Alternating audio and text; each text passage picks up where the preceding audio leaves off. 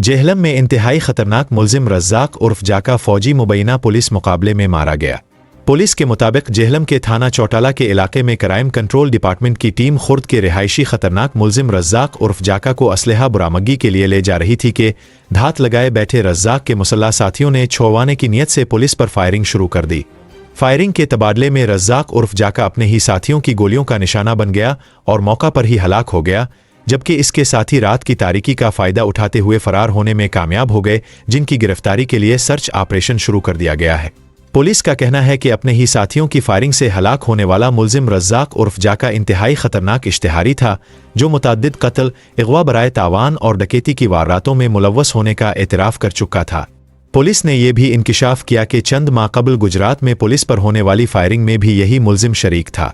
Police ने रज़्ज़ाक उर्फ जाका की लाश को पोस्टमार्टम के लिए डिस्ट्रिक्ट हेड क्वार्टर अस्पताल जेहलम मुंतकिल कर दिया है, जबकि फरार होने वाले दीगर मुलजिमान की गिरफ्तारी के लिए इलाके में सर्च ऑपरेशन शुरू कर दिया गया है।